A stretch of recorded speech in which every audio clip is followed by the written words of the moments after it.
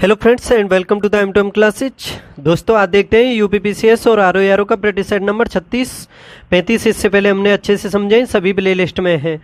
देखो अच्छे से करने की कोशिश करेंगे सभी को, और आप ही साथ मेरे साथ आंसर भी देते रहना कमेंट बॉक्स में। चैनल को सब्सक्राइब कर लो, नोटिफिकेशन भी ऑन कर लो। डेली क्लास 2 बजे होती है, जिससे कि डेली आपको टाइम टू टाइम नोटिफिकेशन मिलता रहे। अब देखो इसमें पहला क्वेश्चन, निम्नलिखित युग्मों में से कौन सा एक सही सुमेलित है। इन चारों में वो देखना है आपको जो सही सुमेलित है, बाकी तीन इसमें असुमेलित हैं। ठीक है, देखो तो इसमें पहला है कुषाण गांधार शैली, मुगल अजंता चित्रकारी, मराठा पहाड़ी चित्र शैली, सिंधु घाटी सभ्यता चित्रित धूसर मृदबांड। तो बताओ इसमें से कौन से सुमेलित है, और जो सुमेलित है वो बताना है इसमें। देखो इसमें पहला दिया हुआ है कुषाण, ये गांधार शैली, यानी कुषाणों के टाइम में ही ये गांधार शैली विकसित हुई थी। तो समझ सकते हो ये पहला ऑप्शन इसमें सही है। ठीक है, बिल्कुल सही है। गांधार कला जो शैली थी वो कुषाणों के टाइम में ही विकसित हुई, तो इस वजह से ये पहला सही है।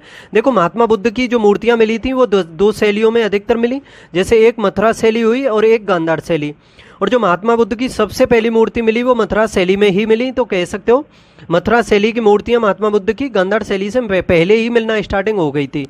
ठीक है, इसमें जो दिया हुआ है दूसरा अजंता चित्रकारी, तो देखो ये मुगल काल से संबंधित नहीं है। अजंता जो चित्रकारी का संबंध है गुप्त एवं गुप्तोत्तर काल से संबंधित है। ठीक है, और इसमें मराठा ये पहाड़ी चित्र शैली, पहाड़ी जो चित्र शैली है ये मराठाओं से संबंधित नहीं है, ये मुगल काल की क्षेत्रीय शैली है। किसकी? मुगल काल की। और देखो इसमें सिंधु घाटी सभ्यता चित्रित धूसर मृदबांड, तो ये इसमें सुमेलित नहीं है। जो सिंधु घाटी सभ्यता की जो मृदबांड हुआ करते थे वो लाल एवं काले मृदबांड थे, ना कि चित्रित, तो इस हिसाब से समझ सकते हो। ठीक है, तो ये भी सही हो जाएगा। तो इसमें आप इस तरह से समझ सकते हो कि सिंधु घाटी जो सभ्यता में जो मृदबांड थे वो बहुरंगी तो कम पाए गए हैं, उसमें काले और लाल रंग, यानी उसमें भी लाल रंग में अधिक पाई गई है, उसके ऊपर परतें जो थी। ठीक है, तो इसका सही जवाब हो जाएगा गांधार शैली कुषाण काल के टाइम की है। दूसरा देखो इसमें टाइपिंग मिस्टेक है, इसे कार्डमम कर देना। कार्डमम यानी इलायची की जो पहाड़ियाँ हैं ये किन की सीमाओं पर स्थित है, कौन कौन से राज्य हैं, किस दो राज्यों को बताना है, उन दोनों राज्यों के मध्य में स्थित है। ये कार्डमम कह सकते हो या इलायची की पहाड़ियाँ, कुछ भी कह सकते हो। दक्षिण भारत में मिलती हैं ये, कर्नाटक एवं तमिलनाडु, कर्नाटक एवं केरल, केरल एवं तमिलनाडु, तमिलनाडु एवं आंध्र प्रदेश। बताओ इसका। देखो इसका जो सही जवाब होने वाला है, ये कार्डमम की पहाड़ियाँ जो मिलती हैं केरल और तमिलनाडु की सीमाओं पर मिलती हैं, तो इसका सही जवाब हो जाएगा ऑप्शन सी, केरल और तमिलनाडु की सीमा पर। ये दक्षिण भारत में स्थित है। ठीक है, इन सभी को अच्छे से समझ लेना। इनको इलायची की पहाड़ियाँ भी कहा जाता है, कार्डमम की भी कहा जाता है। इलायची की क्यों कहा जाता है? क्योंकि इस क्षेत्र में जो है इलायची का उत्पादन अधिक मात्रा में होता है, और इन पहाड़ियों पर कॉफ़ी और काली मिर्च भी काफ़ी उगाई जाती है। देखो केरल जो है मसालों के लिए प्रसिद्ध है, मसाला उत्पादन जो होता है केरल में भारत में सबसे अधिक होता है। ठीक है, उस हिसाब से भी समझ सकते हो। देखो मैं आपको दो चीज़ और बता रहा हूँ, जैसे दर्रे बता रहा हूँ 2-3। ठीक है, दक्षिण भारत में जैसे पहाड़ियाँ हैं, जैसे ऊपर में देखोगे तो नीलगिरी की पहाड़ियाँ, उससे नीचे चलोगे तो अन्नामलाई की, और सबसे नीचे पड़ती हैं कार्डमम यानी इलायची की पहाड़ियाँ। ये उत्तर से दक्षिण इन तीनों पहाड़ियों का क्रम पूछा जाता है। तो इन तीनों में सबसे ऊपर तो है नीलगिरी की, उससे नीचे अन्नामलाई, और उससे नीचे कार्डमम की। ठीक है, लेकिन आप याद रखना जो एक पालघाट दर्रा है, पालघाट दर्रा जो है नीलगिरी और अन्नामलाई के मध्य में स्थित है। पालघाट दर्रा नीलगिरी और अन्नामलाई के थोड़ा ऊपर आओगे तो महाराष्ट्र के पास देखोगे आप, मुंबई को नासिक से जोड़ता है थालघाट दर्रा, वो भी पूछा जाता है। थालघाट दर्रा मुंबई को नासिक से जोड़ता है, जबकि एक बोरघाट दर्रा है, बोरघाट दर्रा जोड़ता है मुंबई को पुणे से। ये तीनों दर्रे काफ़ी इंपॉर्टेंट है, इन तीनों को अच्छे से रट लेना। ठीक है, बाकी उत्तर भारत के तो हिमालय के आपको पढ़ने ही हैं। ठीक है, अब देखो क्वेश्चन नंबर 3, निम्नलिखित में से किन जिलों में भारत की सबसे बड़ी अभ्रक मेखला पाई जाती है? बालाघाट और छिंदवाड़ा, उदयपुर, अजमेर और अलवर, हजारीबाग, गया और मुंगेर, सलेम और धर्मपुरी। बताइए निम्नलिखित में से किन जिलों में भारत की सबसे बड़ी अभ्रक मेखला पाई जाती है? देखो इसका सही जवाब हो जाएगा हजारीबाग, गया और मुंगेर। ये जो ऑप्शन सी में दिया हुआ है अभ्रक मेखला, इसमें सबसे बड़ी पाई जाती है भारत में, हजारीबाग, गया और मुंगेर में। ठीक है, देखो आंध्र प्रदेश भारत में अभ्रक का सबसे बड़ा उत्पादक राज्य है। ये पूछा जाता है कि अभ्रक का सबसे बड़ा उत्पादक राज्य कौन सा है भारत में, तो आंध्र प्रदेश है, याद रखना। और आंध्र प्रदेश का एक जिला है उसका नाम है नेल्लोर, वहाँ पर काफ़ी उत्तम किस्म का जो अभ्रक है वो उत्पादित होता है। ठीक है, आगे देखो, जलवायु परिवर्तन के लिए राष्ट्रीय निधि के बारे में निम्नलिखित में से कौन सा कथन सही नहीं है? बताइए, जलवायु परिवर्तन के लिए राष्ट्रीय निधि के बारे में बताना है, इसमें से कौन सा कथन सही नहीं है? पहला है इसमें, अनुकूलन उपायों के खर्च को पूरा करने हेतु राष्ट्रीय और राज्य स्तरीय गतिविधियों को सहायता के लिए यह निधि बनाई गई है। जलवायु परिवर्तन के लिए राष्ट्रीय निधि के बारे में बताना है। ठीक है, क्या ये जो राष्ट्रीय निधि है अनुकूलन उपायों के खर्च को पूरा करने के लिए राष्ट्रीय और राज्य स्तरीय गतिविधियों को सहायता के लिए यह निधि जो है बनाई गई है क्या? दूसरा है इसमें, यह स्कीम एक केंद्रीय क्षेत्र की स्कीम के रूप में ली गई है। तीसरा है इसमें, भारतीय कृषि अनुसंधान परिषद इस निधि के लिए राष्ट्रीय कार्यान्वयन संस्था है। क्या ये सही है? इसमें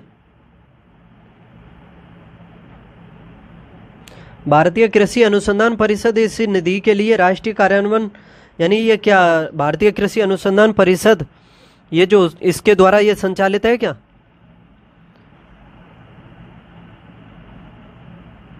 तो देखो ये गलत है, इसमें तीसरा ही गलत है, क्योंकि जो ये संचालित की गई है ना, ये पर्यावरण एवं वन मंत्रालय द्वारा संचालित है, इस वजह से ये गलत है। ठीक है, चौथा है इसमें, यह स्कीम वर्ष 2015-16 से लागू है।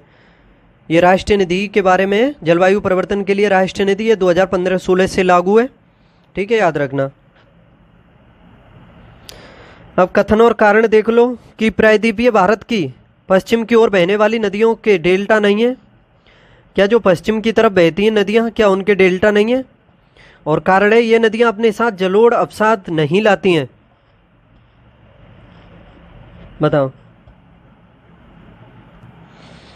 देखो काफ़ी अच्छा क्वेश्चन है ये। प्रायद्वीपीय और जो हिमालयी नदियां हैं उनमें काफ़ी अंतर है, तो उसी हिसाब से समझ सकते हो। दोनों को पढ़ा होगा तो आसानी से कर लोगे कि प्रायद्वीपीय भारत की जो पश्चिम की ओर बहने वाली नदियां हैं वो डेल्टा नहीं बनाती हैं। देखो पूर्व की तरफ बहती हैं वो बनाती हैं।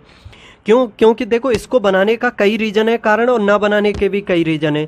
जैसे देखो ये कथन है, ये बिल्कुल ठीक है पहला इसमें, क्योंकि देखो पश्चिम की तरफ जो नदियां बहती हैं, एक तो वो तीव्र गति से बहती हैं क्योंकि उनका ढलान जो है वो तीव्र है और दूरी भी यानी लंबाई भी कम है उनकी, उसमें अवसादों की भी कमी है, और वो जो बहती हैं वो आकार में कम क्षेत्र से होकर के बहती हैं, यानी सक्रिय मार्ग से होकर के बहती हैं।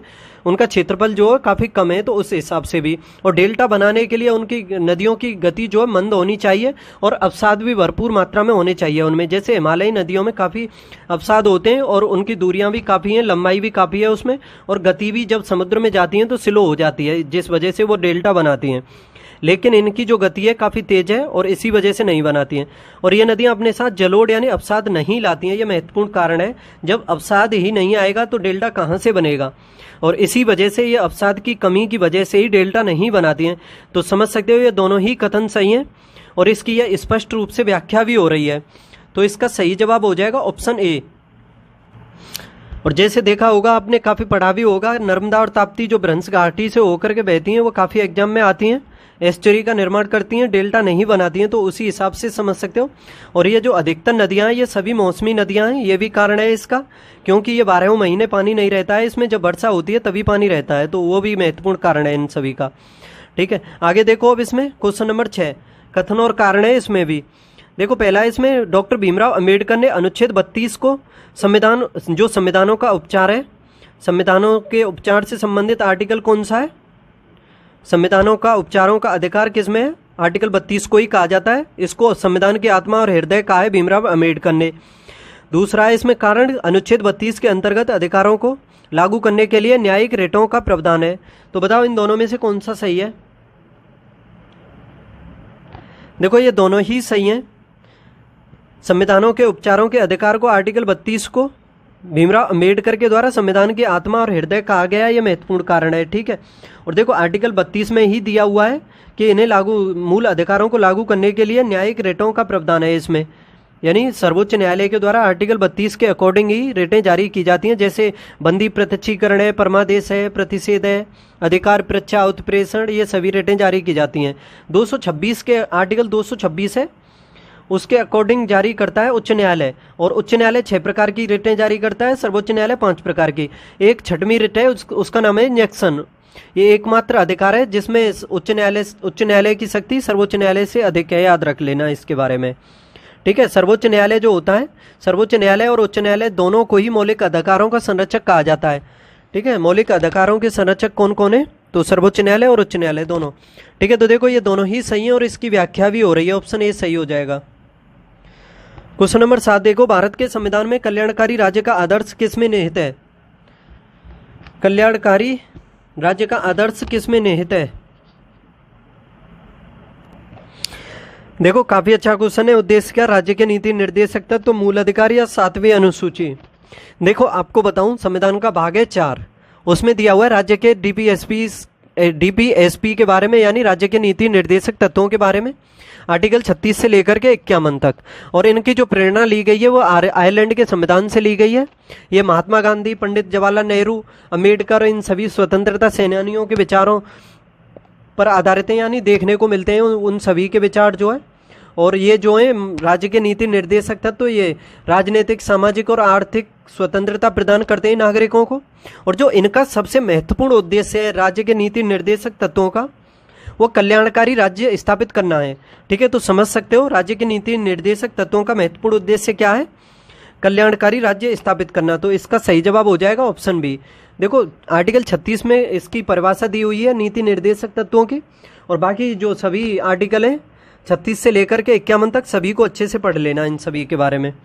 ठीक है, आगे देखते हैं क्वेश्चन नंबर 8, निम्नलिखित में से कौन भारत के संविधान का अभिरक्षक यानी कस्टोडियन है? बताओ। देखो मैंने अभी बताया था कि मौलिक अधिकारों का संरक्षक उच्च न्यायालय और सर्वोच्च न्यायालय को कहा जाता है, तो इसमें दिया हुआ है कि कौन भारत के संविधान का अभिरक्षक यानी कस्टोडियन है। तो उस हिसाब से भी कॉमन सेंस यूज करके कर सकते हो कि जो सर्वोच्च न्यायालय है भारत के संविधान का अभिरक्षक यानी कस्टोडियन होता है। तो इसका सही जवाब क्या हो जाएगा? भारत का सर्वोच्च न्यायालय। तो ऑप्शन डी इसका सही जवाब है। ठीक है, ऑप्शन डी सही जवाब है। आर्टिकल 124 से लेकर के 147 में इसके बारे में, यानी संघीय जो न्यायालय है उसके बारे में भाग 5 में उल्लेख किया हुआ है, आर्टिकल 124 से 147 तक। ठीक है, और यह अपीलीय तथा पुनर्विचार यानी न्यायालय है, और संविधान की व्याख्या में इसका जो निर्णय होता है वो अंतिम होता है, और सर्वोच्च न्यायालय का निर्णय संपूर्ण राष्ट्र में मान्य होता है। इसकी कोई अनादर नहीं कर सकता है, यानी अगर कोई इसकी अवहेलना करता है, अगर इसके अधिकार उसको निर्णय को नहीं मानता है, तो उसके लिए दंड देने का भी प्रावधान है इसके पास। आगे देखो क्वेश्चन नंबर 9, शिक्षा जो प्रारंभ में राज्य सूची का विषय था उसे समवर्ती सूची में स्थानांतरित किया गया। कौन से संविधान संशोधन के माध्यम से शिक्षा को समवर्ती सूची में जोड़ा गया? बताइए। पहले ये राज्य सूची का विषय था, 24वें संविधान संशोधन, 25वें, 42वें या 44वें के द्वारा। देखो बताऊं इसके बारे में कि जैसे 7वीं अनुसूची पढ़ोगे, अनुच्छेद आपने 240 भी पढ़ा होगा, तो उसमें दिया हुआ है संघ एवं राज्यों के बीच शक्तियों का बंटवारे के बारे में। और देखो 7वीं जो अनुसूची है वो तीनों अनुसूचियों के बारे में दी हुई है, जैसे संघ सूची, राज्य सूची और समवर्ती सूची। जो संघ सूची है उसमें विषय है 100, लेकिन वर्तमान में देखोगे तो उसमें 97 तक ही गिने जाते हैं। दूसरी सूची है राज्य सूची, उसमें विषय थे 66, लेकिन वर्तमान में देखोगे तो उसमें 61 विषय हैं। तीसरी है समवर्ती सूची जिसमें 47 विषय थे, उसमें 5 जोड़ दिए तो अब उसमें 52 विषय हैं। ठीक है, उसी के अनुसार देखोगे आप तो इसमें शिक्षा जो प्रारंभ में राज्य सूची का विषय था उसको समवर्ती सूची में जोड़ा गया था 42वें संविधान संशोधन के माध्यम से 1976 में। ठीक है, जो पांच विषय जोड़े गए थे उसमें ये राज्य सूची से 5 विषय निकाले गए थे और समवर्ती सूची में डाले गए थे 42वें संविधान संशोधन के माध्यम से। शिक्षा के अलावा इसमें फॉरेस्ट, इसके अलावा तोल तथा माप, वन्यजीव संरक्षण और जनसंख्या नियंत्रण एवं परिवहन नियोजन, ये 4 विषय और शिक्षा यानी 5 विषय इसमें कुल जोड़े गए थे 42वें संविधान संशोधन के माध्यम से। ठीक है, तो इसका सही जवाब हो जाएगा ऑप्शन सी। क्वेश्चन नंबर 10 देख लो, विधायी शक्तियों का केंद्र तथा राज्यों के मध्य वितरण संविधान की निम्न अनुसूचियों में से किस एक में है? विधायी शक्तियों का केंद्र तथा राज्यों के मध्य वितरण संविधान की निम्न अनुसूचियों में से किस में है? 6ठी, 7वीं, 8वीं या 9वीं? बताइए। अच्छा क्वेश्चन है, बहुत ही अच्छा क्वेश्चन है। बताइए विधायी शक्तियों का केंद्र तथा राज्यों के मध्य। देखो अभी बताया मैंने थोड़ी देर पहले, वही क्वेश्चन है, ये समझ लो। ठीक है, तो देखो इसका सही जवाब क्या हो जाएगा? ऑप्शन बी, 7वीं अनुसूची में विधायी शक्तियों का केंद्र तथा राज्यों के मध्य जो वितरण है संविधान की 7वीं अनुसूची में दिया हुआ है। देखो भारत में केंद्र राज्य जो संबंध है संघवाद की ओर उन्मुख है तथा संघवाद की इस प्रणाली को कनाडा के संविधान से लिया गया। यह महत्वपूर्ण पॉइंट है, इसे आप अच्छे से समझ लेना कि जो संघवाद की जो प्रणाली है उसको कनाडा के संविधान से लिया गया है और यह भारत में केंद्र राज्य संबंध संघवाद की ओर उन्मुख है, यानी अधिक देखोगे तो संघवाद की ओर है ये, ठीक है। और भारतीय संविधान में केंद्र तथा राज्य के मध्य विधायी, प्रशासनिक, वित्तीय ये संबंधों का विभाजन किया गया है, लेकिन किंतु जो न्यायपालिका है, न्यायपालिका को विभाजन की परिधि से बाहर रखा गया है, ठीक है। अच्छा क्वेश्चन है, समझने की कोशिश करो इसे। इस टाइप के क्वेश्चन काफी आते हैं, फैक्ट समझो बस। दोबारा बता दूं, इस क्वेश्चन में देखो अच्छी बात यह है, इसे याद करना कि संघवाद की जो प्रणाली है कनाडा के संविधान से ली गई है और केंद्र राज्य संबंध संघवाद की ओर उन्मुख है और इनका जो उल्लेख है वो 7वीं अनुसूची में दिया हुआ है, विधायी शक्तियों का केंद्र एवं राज्यों के मध्य वितरण जो है। और देखो एक चीज संविधान में बताऊं आपको, भाग 11 और 12 पढ़े होंगे, ठीक है, जिसमें आर्टिकल 243 से लेकर के 245 से 300 तक उल्लेख है, ठीक है। सबसे पहले देखोगे आप उसमें तो विधायी जो संबंध है आर्टिकल 245 से 255 तक है भाग 11 में। इसी के साथ साथ भाग 11 में ही प्रशासनिक संबंध भी हैं 256 से 263 तक, लेकिन जो वित्तीय संबंध हैं 264 से 300 तक है, लेकिन वो भाग 12 में दिए हुए हैं। यानी विधायी और प्रशासनिक संबंध तो भाग 11 में है और वित्तीय संबंध है भाग 12 में संविधान के में, ठीक है। तो इन सभी को अच्छे से रट लेना। आगे देखो क्वेश्चन नंबर 11, भारत की प्रभुता, एकता और अखंडता की रक्षा करें और उसे अक्षुण्ण रखें, यह उपबंध किसमें किया गया है? भारत की संविधान के उद्देशिका में, राज्य के नीति निर्देशक तत्वों में, मूल अधिकार में या मूल कर्तव्य में? बताओ, इसके बारे में भी बताओ, ये किस में उल्लेख है कि भारत की प्रभुता, एकता, अखंडता की रक्षा करें और उसे अक्षुण्ण रखें? बताओ तो इसका उल्लेख जो है किस में दिया हुआ है? देखो इसके बारे में बताऊं, इसका उल्लेख है ऑप्शन डी में जो दिया हुआ है, मूल कर्तव्यों में। देखो मूल कर्तव्यों के बारे में बात करें, संविधान के भाग 4A में दिया हुआ है। जैसे 4 में तो राज्य के नीति निर्देशक तत्व है, ठीक है, उसके बाद भाग 4A जोड़ा गया जिसमें मूल कर्तव्यों को जोड़ा गया, यानी मौलिक कर्तव्यों को। और आर्टिकल है 51A, ठीक है। देखो अगर ये कैपिटल में ABCD लिखा हो तो समझ लेना उसे संविधान संशोधन के माध्यम से जोड़ा गया है। और देखो सरदार स्वर्ण सिंह समिति की सिफारिश पर जोड़ा गया इन्हें 42वें संविधान संशोधन के माध्यम से, ठीक है। और ये रूस से, इनका जो विचार है रूस से लिया गया है, रशिया से, ठीक है। और वर्तमान में तो ये 11 हैं, लेकिन जब ये जोड़े गए थे तब ये 10 थे। 11वां जो मौलिक कर्तव्य जोड़ा गया वो 86वें संविधान संशोधन के माध्यम से 2002 में जोड़ा गया था, जिसके तहत 6 से 14 वर्ष तक के बच्चों को उनके माता पिता एवं अभिभावकों के द्वारा शिक्षा का प्रबंध करना मौलिक कर्तव्य बना दिया गया था। देखो ये जो मौलिक कर्तव्य हैं ये 11 हैं, इन सभी को याद कर लेना। और ये जो क्वेश्चन में दिया हुआ है, भारत की प्रभुता, एकता और अखंडता की रक्षा करें और उसे अक्षुण्ण रखें, तो ये मौलिक कर्तव्य तीसरा उसमें दिया हुआ है, ठीक है। पहला काफी इंपॉर्टेंट है, संविधान के पालन करने के बारे में, उसके आदर्शों, संस्थाओं, राष्ट्र ध्वज और राष्ट्रगान के बारे में दिया हुआ है, यानी उसका आदर करने के बारे में। यदि कोई इनका निरादर करता है तो एक कानून बनाया था 1971 में, इसके तहत आपको 3 वर्ष की सजा का प्रावधान किया गया है। अगर मौलिक कर्तव्य जो पहला है उसका कोई निरादर करता है तो 1971 में कानून बना दिया गया, उसमें 3 वर्ष तक की सजा हो सकती है। और देखो ध्वज संहिता एक अधिनियम भी है 1972 का, वो भी पूछा जाता है। ध्वज संहिता अधिनियम कब का है? 1972 का, उसे भी याद कर लेना, ठीक है। तो देखो आदर्शों को अच्छे से पढ़ लेना, इन्हें मौलिक कर्तव्यों को सभी को। आगे देखते हैं क्वेश्चन नंबर 12, निम्नलिखित में से कौन वित्त आयोग द्वारा की गई प्रत्येक संस्तुति को संसद के प्रत्येक सदन के समक्ष रखवाएगा? वित्त आयोग द्वारा की गई प्रत्येक संस्तुति को संसद के प्रत्येक सदन के समक्ष रखवाएगा कौन? भारत का राष्ट्रपति, लोकसभा का अध्यक्ष, भारत का उपराष्ट्रपति या प्रधानमंत्री या वित्त मंत्री? बताइए। अच्छा क्वेश्चन है, कौन सा सही जवाब होगा क्वेश्चन नंबर 12 में?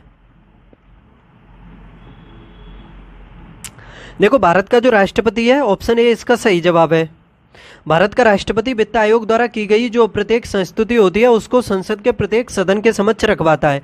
और देखो इसका उल्लेख दिया हुआ है आर्टिकल 280 में, ठीक है। 280 में वित्त आयोग के गठन का प्रावधान है और वित्त आयोग के गठन का जो अधिकार है राष्ट्रपति को दिया गया है।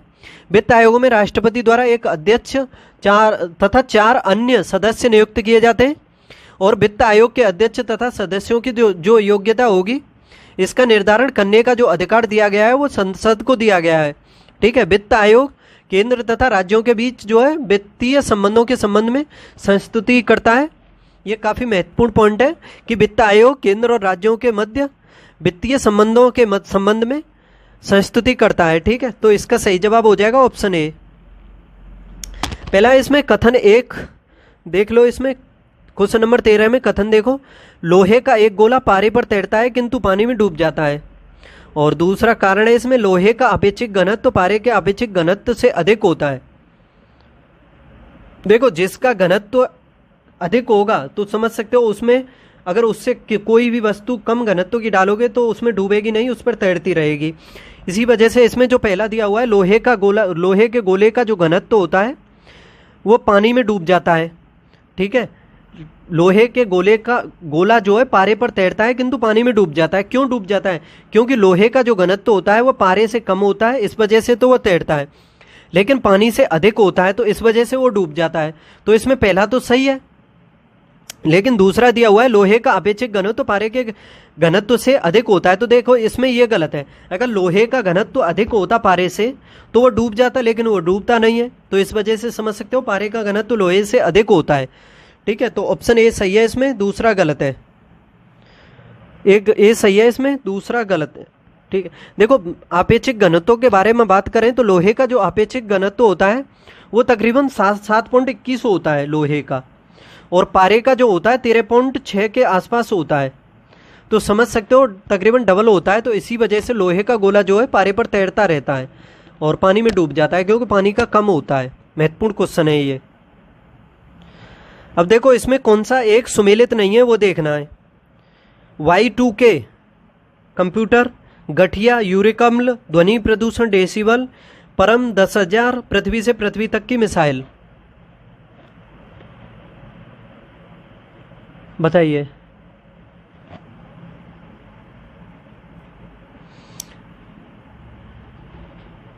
देखो Y2K कंप्यूटर से संबंधित, गठिया यूरिक अम्ल से, ध्वनि प्रदूषण डेसिबल में, ये भी ठीक है। और देखो परम 10,000 ये पृथ्वी से पृथ्वी तक की मिसाइल नहीं है। ये क्या है फिर परम 10,000? ये भारत का पहला टेराफ्लॉक्स सुपर कंप्यूटर है परम 10,000। ठीक है, इस वजह से ये गलत है।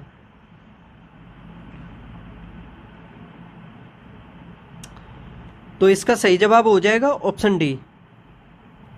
निम्न कथनों पर विचार कीजिए। पहला है इसमें, हीमोफीलिया रोग से पीड़ित व्यक्ति के चोट लगने पर रुधिर का थक्का नहीं बनता है, यह अधिक विलंब से बनता है। क्या हीमोफीलिया रोग से पीड़ित व्यक्ति के चोट लगने पर रुधिर का थक्का नहीं बनता है? और यह बनता भी है तो अधिक विलंब से बनता है। क्या यह सही है पहला? तो देखो ये पहला सही है बिल्कुल। जिसको हीमोफीलिया रोग हो जाता है तो उसमें चोट लगती है, तो चोट लगने पर रुधिर का थक्का नहीं बनता है। अगर बनता भी है तो काफ़ी टाइम के बाद बनता है। तो पहला इसमें सही है। दूसरा है इसमें, यदि एक हीमोफीलिक पुरुष का विवाह सामान्य स्त्री से कराया जाता है तो उसकी सभी पुत्रियां वाहक होंगी।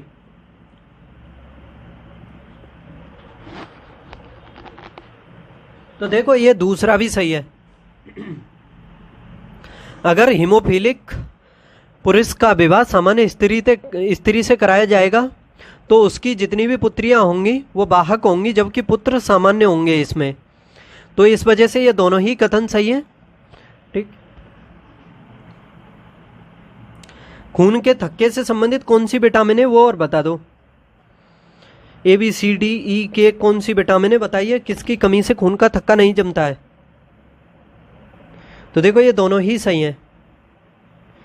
भारतीय तटरक्षक बल के अतिरिक्त महानिदेशक के रूप में निम्न में से किसे नियुक्त किया गया है? भारतीय तटरक्षक बल के अतिरिक्त महानिदेशक के रूप में निम्न में से किसे नियुक्त किया गया है?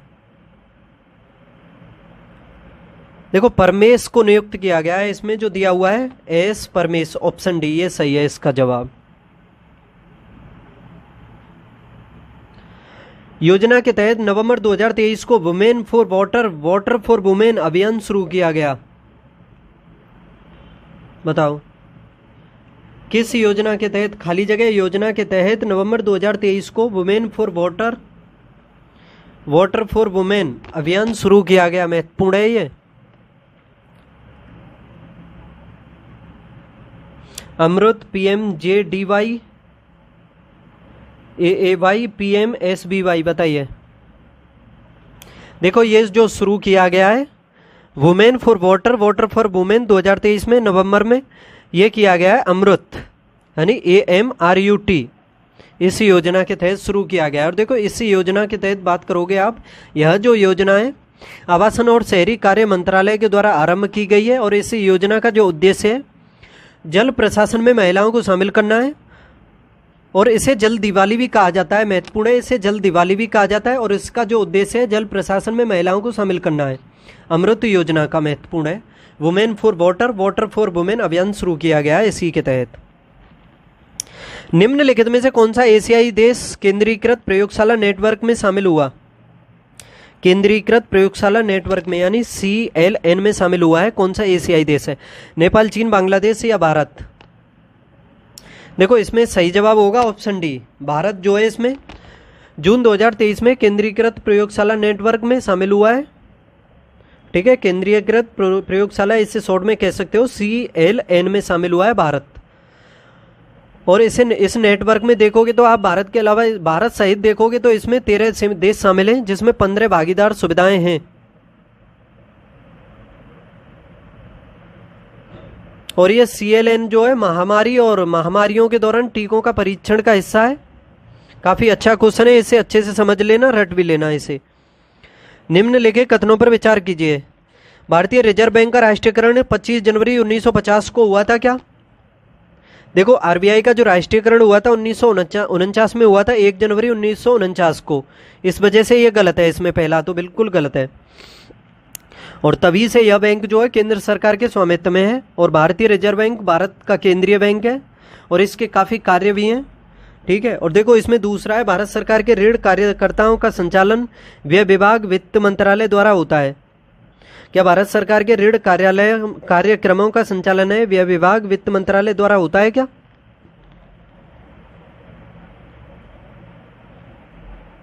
तो देखो ये भी सही नहीं है इसका, ये दूसरा भी गलत है।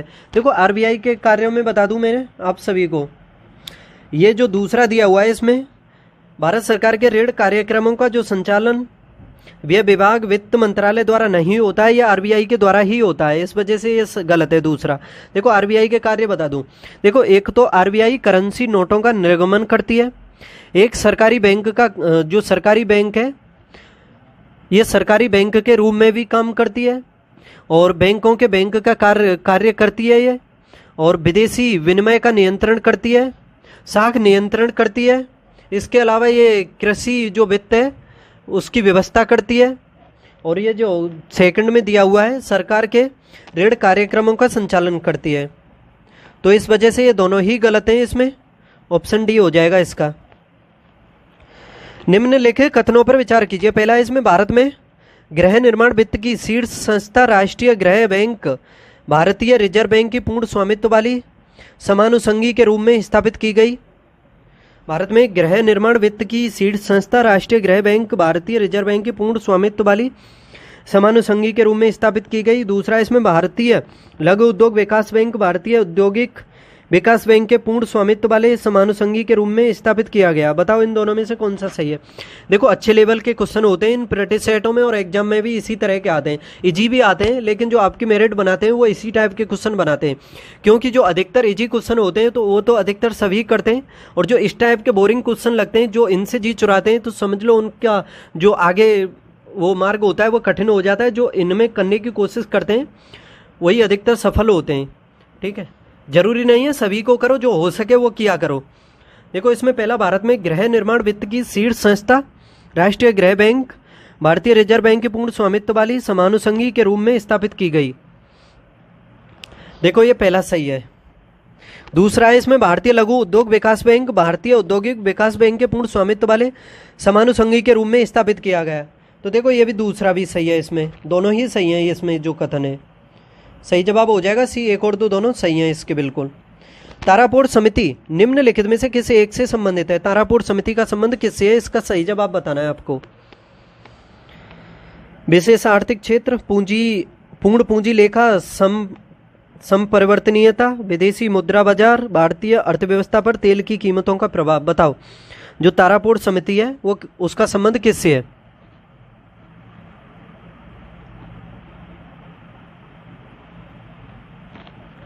बताइए। देखो काफी अच्छा क्वेश्चन है। तारापुर समिति, तारापुर समिति के बारे में बात करें तो ये बनी थी 2006 में। कब की है तारापुर समिति? इतना याद रख लेना, पूछा जाता है डेट के बारे में भी कि समितियों के मिलान से संबंधित डेट दी होती है उस हिसाब से। तो तारापुर समिति 2006 में बनी थी, याद रखना। और इस समिति में कुल 6 सदस्य थे। कितने थे? 6 सदस्य। और इस समिति के जो अध्यक्ष बने थे वो एस एस तारापुर था, उसी वजह से इसका नाम तारापुर समिति पड़ा। ठीक है। और जो बैंक ऑफ इंडिया के पूर्व गवर्नर रह चुके थे, उप गवर्नर रहे थे वो, उप गवर्नर। ठीक है। और इसमें कुल 6 सदस्य थे, 2006 में ये बनी थी। ठीक है। तारापुर समिति ये जो संबंधित है ना, ये पूर्ण पूंजी लेखा संपरिवर्तनीयता से संबंधित है। तो इसका ऑप्शन बी सही जवाब हो जाएगा। निम्नलिखित में से कौन औद्योगिक कर्मकारों के लिए उपभोक्ता कीमत सूचकांक यानी consumer price index number for industrial workers निकालता है? बताइए औद्योगिक कर्मकारों के लिए उपभोक्ता कीमत सूचकांक कौन निकालता है? आरबीआई, आर्थिक कार्य विभाग, श्रम ब्यूरो या कार्मिक और प्रशिक्षण विभाग? औद्योगिक कर्मकारों के लिए उपभोक्ता मूल्य सूचकांक जो है श्रम ब्यूरो निकालता है, श्रम ब्यूरो। ठीक है। तो ऑप्शन सी इसका सही जवाब हो जाएगा, श्रम ब्यूरो के द्वारा निकाली जाती है। और ये जो उपभोक्ता मूल्य सूचकांक है और इसका नवीनतम आधार वर्ष जो है ना 2012 है। कब का है? 2012 का। ये पूछा जाता है आधार वर्ष कब का है। उपभोक्ता जो कीमत सूचकांक है, उपभोक्ता मूल्य सूचकांक का नवीनतम आधार वर्ष है 2012 का, याद रखना। और श्रम ब्यूरो यानी भारत सरकार के श्रम ब्यूरो, श्रम एवं रोजगार जो मंत्रालय है उसके अंतर्गत यह कार्य करने वाली संस्था है श्रम ब्यूरो। श्रम ब्यूरो के बारे में अच्छे से याद रखना।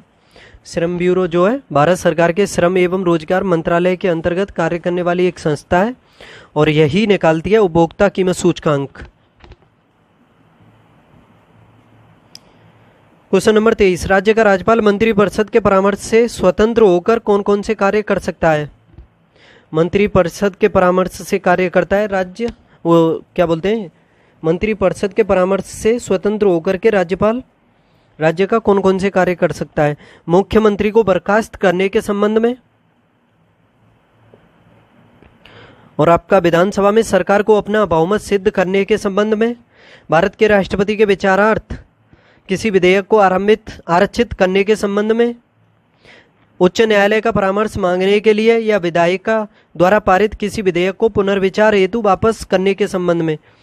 तो बताओ इनमें से कौन कौन से कार्य हैं जो राज्य का राज्यपाल मंत्रिपरिषद के परामर्श से स्वतंत्र होकर के कार्य कर सकता है?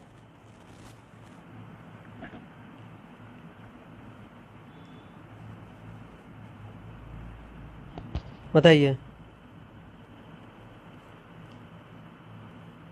देखो इसमें पहला है मुख्यमंत्री को बर्खास्त करने के संबंध में, ये सही है, कर सकता है।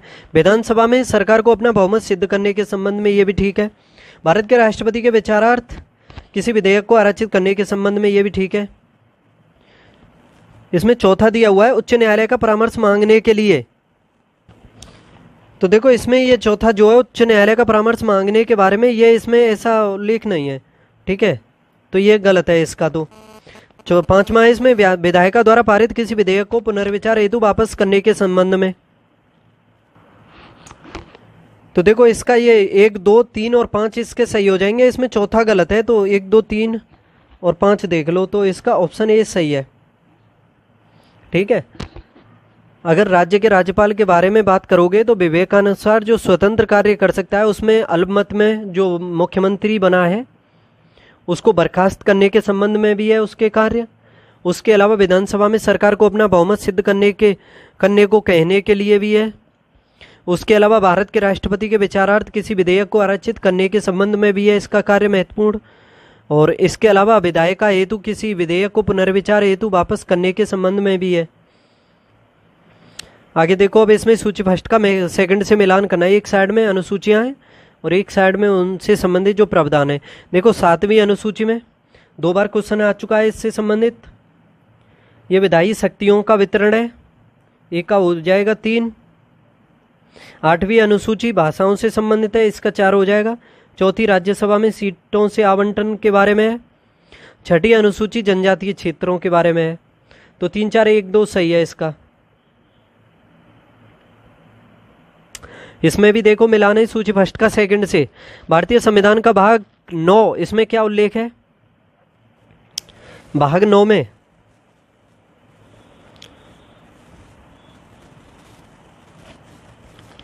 देखो, जो संविधान का भाग 9 है उसमें अनुच्छेद है 243। भाग 9 में 243 से लेकर के 243 ओ तक प्रावधान है, ठीक है। और ये पंचायतों से संबंधित है। भाग 9 जो है पंचायतों से, भाग 9 सही है। भाग 8 ये कि संघ राज्य क्षेत्र से संबंधित है। भाग 8 संघ राज्य से संबंधित है क्या? हाँ सही है। केंद्र शासित संघ राज्य यूटी। संघ राज्य, देखो संघ से संबंधित तो भाग 5 है, राज्यों से संबंधित है भाग 6, 7वां निर्सित है, 8वां है केंद्र शासित यानी संघ राज्य क्षेत्र से। सही है ये। भारतीय संविधान का भाग 15, जो संविधान का भाग 15 है वो 324 से 329 ए तक प्रावधान है उसमें, और उसमें निर्वाचनों के बारे में दिया हुआ है। भाग आपका सामने ये है कितना है? 18। ये आपात उपबंध से संबंधित है, 352 से लेकर के 360 तक, ठीक है। जैसे 352 में राष्ट्रीय आपातकाल, राष्ट्रपति शासन 356 में, और वित्तीय आपातकाल दिया हुआ है 360 में। तो 1, 2, 3, 4 इसके सही मिलान दिए हुए हैं सभी। क्वेश्चन नंबर 26, एक वर्णांध पुरुष एक सामान्य महिला से विवाह करता है, वर्णांधता के लक्षण उत्पन्न होंगे उसके पुत्रों में, पुत्रियों में, पुत्रों के पुत्रों में या पुत्रियों के पुत्रों में। काफ़ी कॉमन क्वेश्चन है, इस तरह के पूछे जाते हैं। देखो अगर एक वर्णांध पुरुष होगा, अगर एक सामान्य महिला से विवाह करेगा तो जो वर्णांधता के लक्षण है ना उसके पुत्र में नहीं आएंगे, जबकि उसकी पुत्री जो है उसकी वाहक का कार्य करेगी, ठीक है। याद रखना, पुत्री इसमें वाहक के कार्य करती है, अर्थात जो पुत्रियों के पुत्र होते हैं ना उसमें होते हैं ये।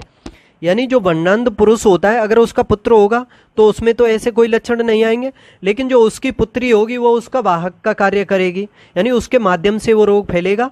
और जो उस पुत्री के, जो उसकी पुत्री होगी उसके जो पुत्री के पुत्र होंगे उसमें होंगे, ठीक है। वर्णांध पुरुष की जो पुत्री होगी उसके जो पुत्र होंगे उसमें होगा ये रोग, ठीक है। तो इसका सही जवाब हो जाएगा ऑप्शन डी, पुत्रियों के पुत्रों में। ऐसे परमाणु जिनमें प्रोटॉनों की संख्या समान होती है परंतु न्यूट्रॉनों की संख्या भिन्न भिन्न होती है, क्या कहलाते हैं? प्रोटॉनों की, देखो काफी अच्छा क्वेश्चन है। ऐसे परमाणु जिनमें प्रोटॉनों की संख्या समान होती है परंतु न्यूट्रॉनों की भिन्न भिन्न होती है तो वो क्या कहलाते हैं? समस्थानिक कहलाते हैं, ठीक है। ऑप्शन ए इसका सही जवाब हो जाएगा। इसमें दिया हुआ है ऑप्शन बी में संभारिक। संभारिक किसे कहते हैं? तो संभारिक को बताऊं आपको, संभारिक उसे कहते हैं जिसके नाभिक में प्रोटॉनों और न्यूट्रॉनों की संख्या तो समान होती है लेकिन उसमें क्या भिन्न, संभारिक यानी न्यूट्रॉनों और प्रोटॉनों की संख्या समान होती है, उनको क्या कहते हैं? संभारिक कहते हैं, ठीक है। और इसमें ऑप्शन बी में, ऑप्शन डी में देखो सम न्यूट्रॉनिक, इसके नाम में ही देख लो, जिसमें न्यूट्रॉनों की संख्या तो समान होती है लेकिन परमाणु क्रमांक और द्रव्यमान संख्या ये दोनों भिन्न भिन्न होती हैं, तो उसे सम न्यूट्रॉनिक कहते हैं। सम न्यूट्रॉनिक किसे कहते हैं? परमाणु क्रमांक और द्रव्यमान संख्या दोनों भिन्न भिन्न, जबकि न्यूट्रॉनों की संख्या समान हो तो उसे सम न्यूट्रॉनिक कहेंगे। जबकि संभारिक कहेंगे जिसके नाभिक में प्रोटॉनों और न्यूट्रॉनों की दोनों की संख्या समान होती है, उसे संभारिक कहते हैं, ठीक है। याद रखना। और इस क्वेश्चन का सही जवाब हो जाएगा ऐसे परमाणु जिसमें प्रोटॉनों की संख्या समान परंतु न्यूट्रॉनों की संख्या भिन्न भिन्न तो उन्हें समस्थानिक कहेंगे, ठीक है। इसका सही जवाब हो जाएगा ऑप्शन ए। क्वेश्चन नंबर 28, निम्नलिखित में से दक्षिण कोरिया की मुद्रा कौन सी है? देखो दक्षिण कोरिया की मुद्रा, रियाल, पाउंड, क्रोना, वॉन। देखो कोरियाई वॉन है दक्षिण कोरिया की मुद्रा, ठीक है। इसे डब्लू से प्रदर्शित करते हैं, याद रखना डब्लू से। तो इसका सही जवाब हो जाएगा ऑप्शन डी, ठीक है। और देखो शांत सुबह की भूमि के रूप में भी जाना जाता है जो दक्षिण कोरिया है, शांत भूमि का देश, सुबह की भूमि का देश कहा जाता है इसे, काफ़ी फेमस है ये, ठीक है। और सियोल यहाँ की राजधानी है, दक्षिण कोरिया की राजधानी क्या है, सियोल है, सियोल, याद रखना। आगे देखते हैं क्वेश्चन नंबर 29। कंप्यूटर प्रोग्राम्स का एक समुच्चय है जिसका उपयोग कंप्यूटर पर कार्यों के करने में मदद करने हेतु किया जाता है। बताइए, खाली जगह कंप्यूटर प्रोग्राम्स का एक समुच्चय है जिसका उपयोग कंप्यूटर पर कार्यों के करने में मदद करने के लिए किया जाता है। क्या है? Processor, instruction, software, compiler. देखो, सॉफ्टवेयर कंप्यूटर प्रोग्राम का एक समुच्चय है और इसका जो उपयोग है कंप्यूटर पर कार्यों के करने में मदद करने हेतु किया जाता है। तो इसका सही जवाब क्या हो जाएगा? ऑप्शन सी हो जाएगा, सॉफ्टवेयर। आज का लास्ट क्वेश्चन है, यदि 100 ग्राम चीनी को आधा लीटर पानी में मिलाकर के एक असंतृप्त चीनी का घोल तैयार किया जाए तो निम्न में से कौन सी भौतिक राशि नहीं बदलेगी? देखो, इस क्वेश्चन को मैं आपके लिए छोड़ूं? चलो बता देता हूं, कोई दिक्कत नहीं, अच्छा क्वेश्चन है, फिर और किसी को छोड़ूंगा। चलो बताओ इसको, यदि 100 ग्राम चीनी को आधा लीटर पानी में मिलाकर के एक असंतृप्त चीनी का घोल तैयार किया जाता है तो निम्न में से कौन सी भौतिक राशि नहीं बदलेगी? द्रव्यमान, घनत्व, सांद्रता या आयतन? देखो, 100 ग्राम चीनी को आधा लीटर पानी में घोल करके तैयार करने पर उसका जो आयतन है वो नहीं बदलेगा। क्यों? विलयन के द्रव्यमान में अवश्य परिवर्तन होगा, याद रखना। इसका जो विलयन है उसके द्रव्यमान में तो निश्चित परिवर्तन होगा, लेकिन इसका जो आयतन है वो नहीं बदलेगा। और द्रव्यमान में होने वाला परिवर्तन घनत्व को भी प्रभावित करता है, इस वजह से इसका घनत्व भी बदल जाएगा। ये दोनों तो बदल जाएंगे और इसमें आयतन नहीं बदलेगा, इतना निश्चित है, याद रख लेना। और देखो, सांद्रता जो होती है इसका संबंध अवयव की मात्रा पर ही निर्भर करता है, ठीक है। जैसे अगर उसका द्रव्यमान बदल गया तो सांद्रता भी बदल जाएगी, घनत्व बदल गया तो समझ सकते हो तीनों एक दूसरे से कनेक्टेड है, तो इसी हिसाब से समझ सकते हो। ऑप्शन डी जो है इसका आयतन नहीं बदलेगा। तो देखो, अब आपके लिए, चलो कोई बात नहीं, कल क्वेश्चन लाऊंगा, कल जवाब बताना उसका, ठीक है। तो इस तरह से आज का प्रैक्टिस सेट नंबर 36 कंप्लीट होता है। कल मिलेंगे फिर अगले प्रैक्टिस सेट में। तब तक पढ़ते रहो, हंसते खेलते कूदते मुस्कुराते रहो। अच्छी क्लास लगती हो तो चैनल को सब्सक्राइब कर लो, शेयर भी कर दो, और इसकी PDF चाहिए तो टेलीग्राम चैनल है उसको ज्वाइन कर लो। बाय।